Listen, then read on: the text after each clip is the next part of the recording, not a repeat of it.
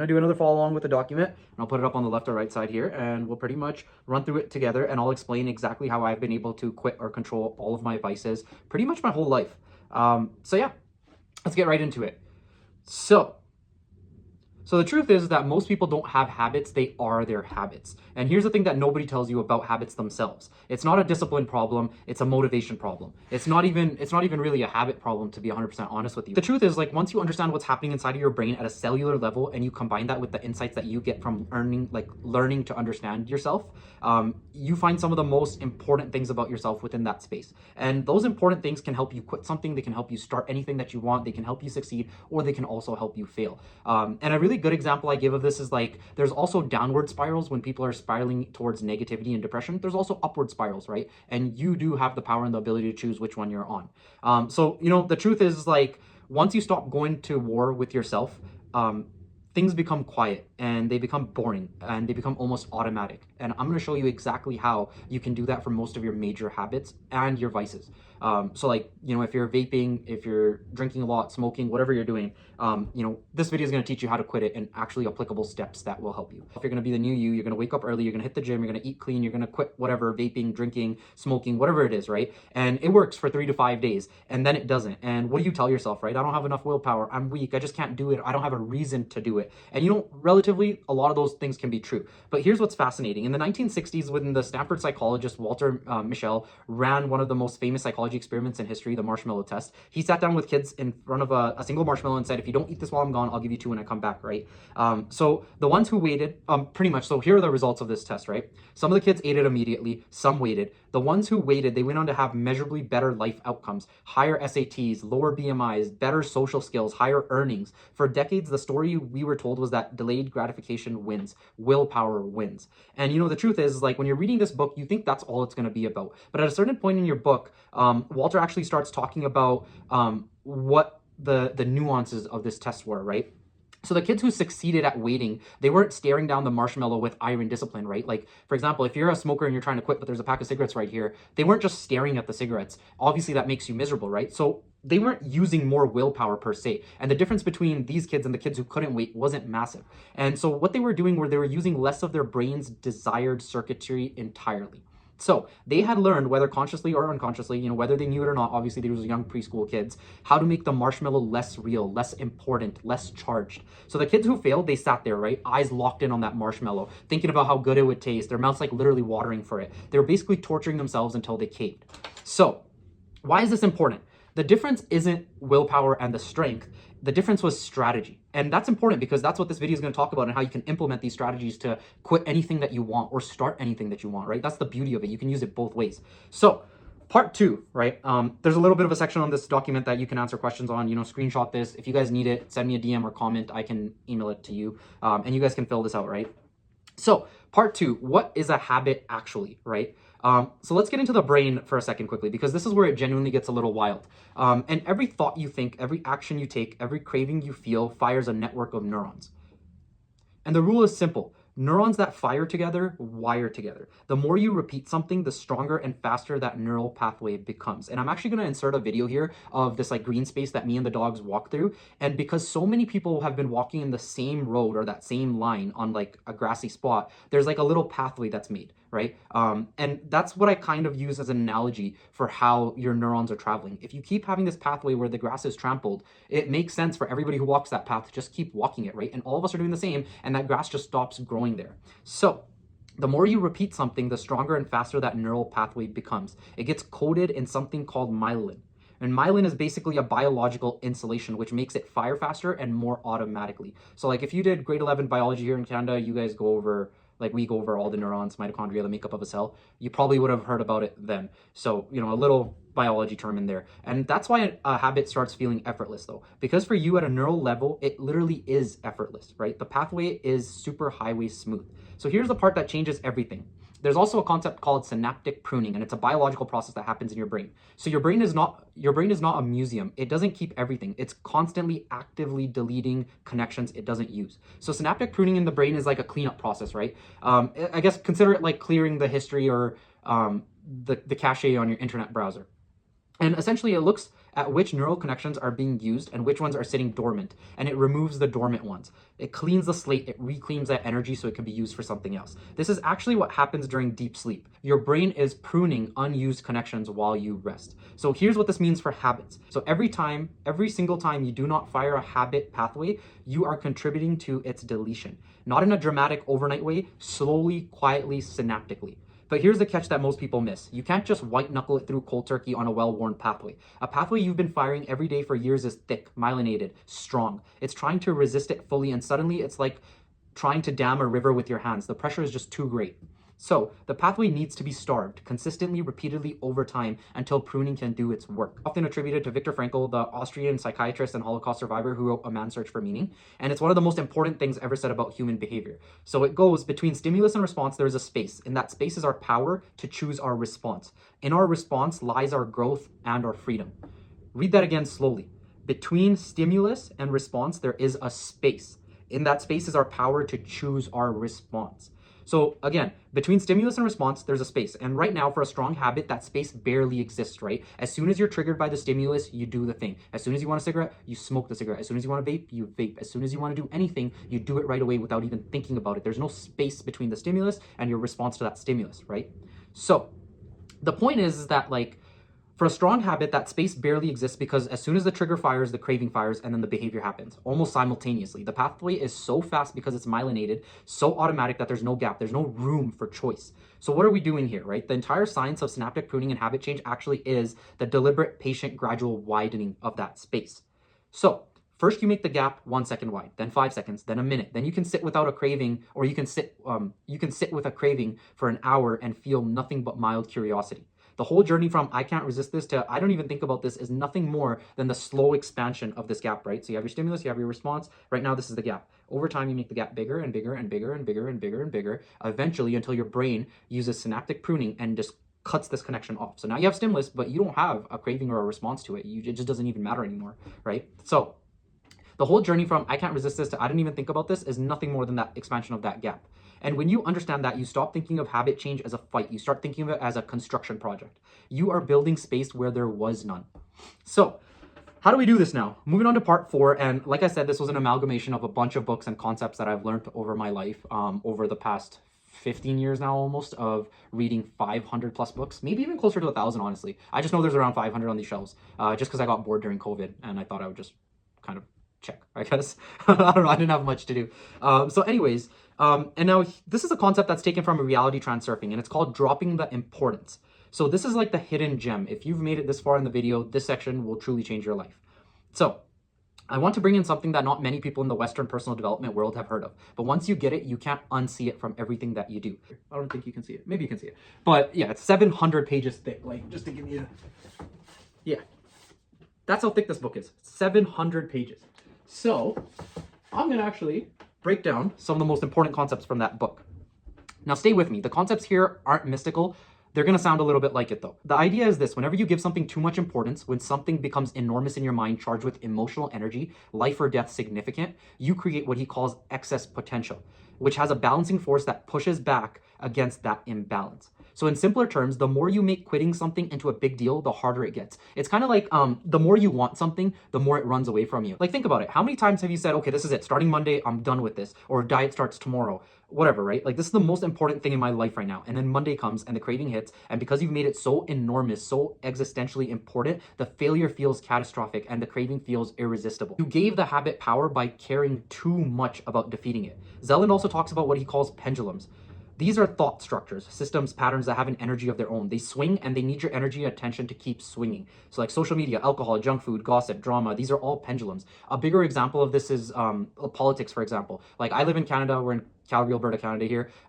We've been liberal in terms of like our political party in charge for a couple of years now. And usually what happens is, like, imagine this is a pendulum, right? And the whole country will swing towards towards more liberal beliefs. And then over time, because there's so much excess potential here and there's forces pushing on this imbalance, this pendulum will swing back. And the higher it goes up this side, the higher it's going to go up this side, and we're going to go conservative again, right? So that's essentially what pendulums are. They need your energy and attention to keep swinging. And here's the key insight: a pendulum feeds on your energy, whether you're indulging it or you're fighting it.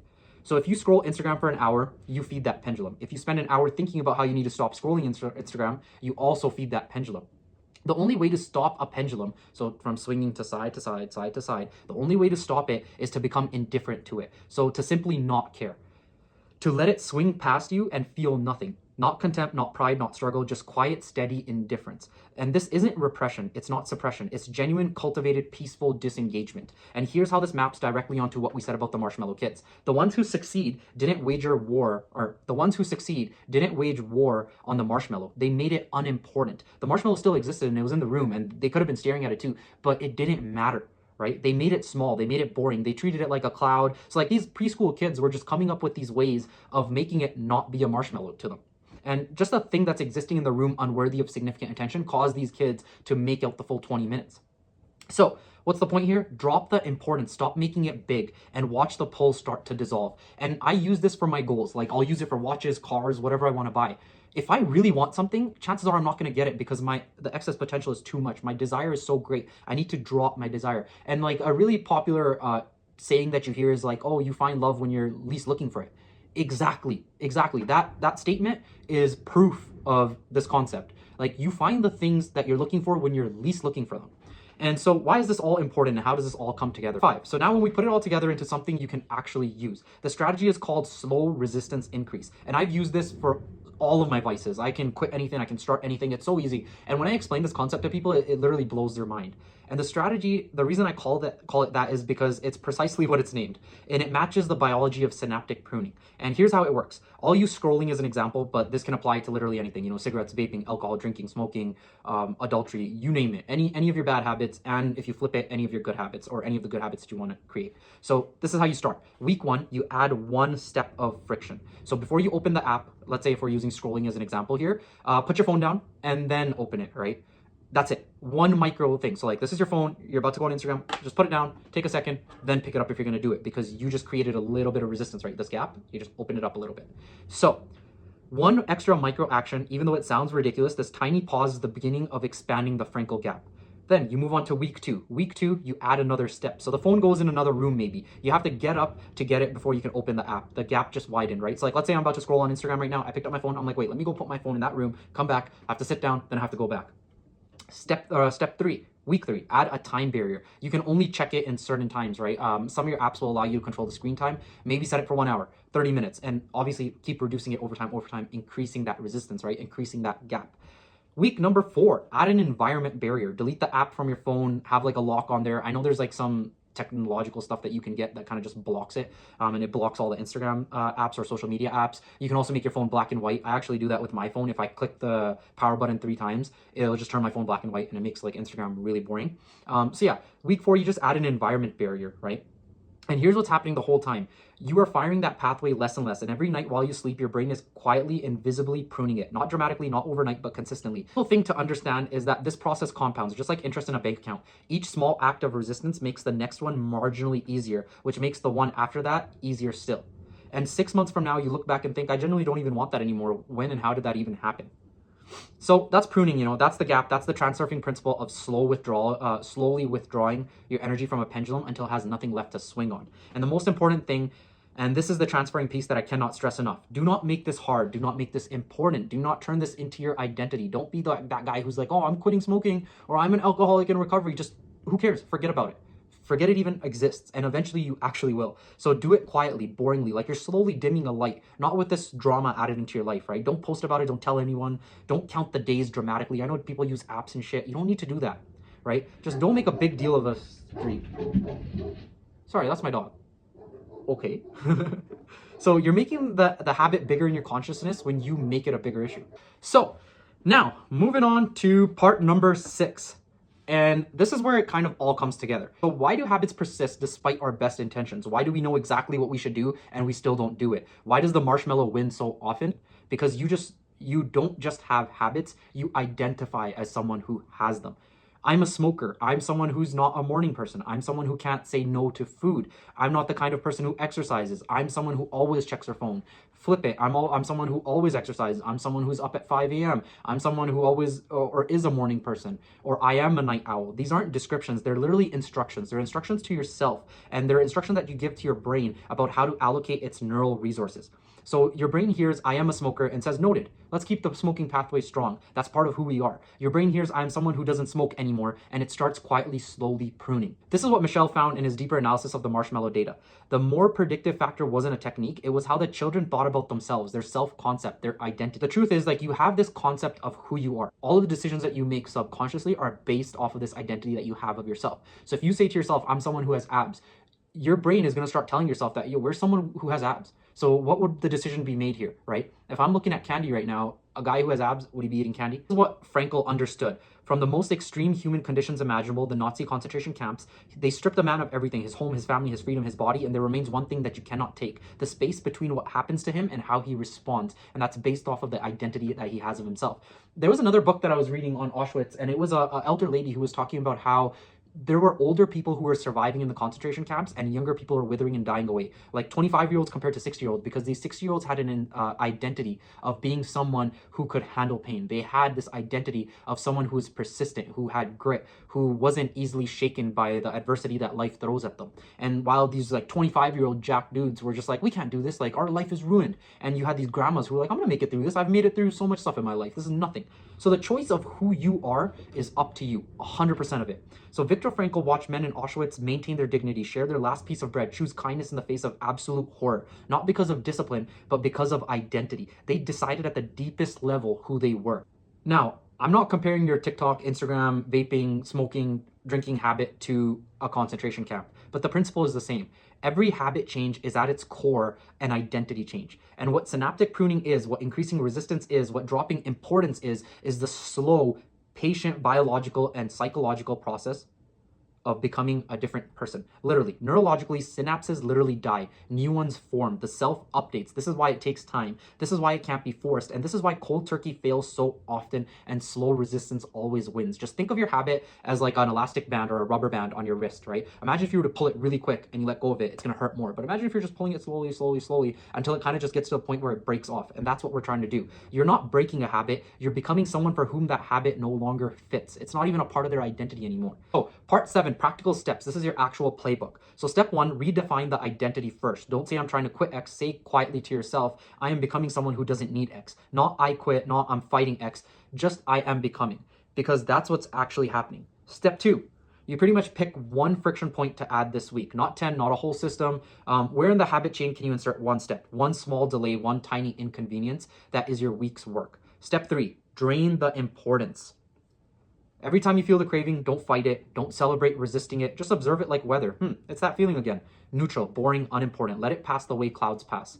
You're not feeding the pendulum. You're watching it swing through empty air. Step 4, trust the pruning. Your job isn't to delete the neural pathway. Your brain will do that automatically given time and reduced firing.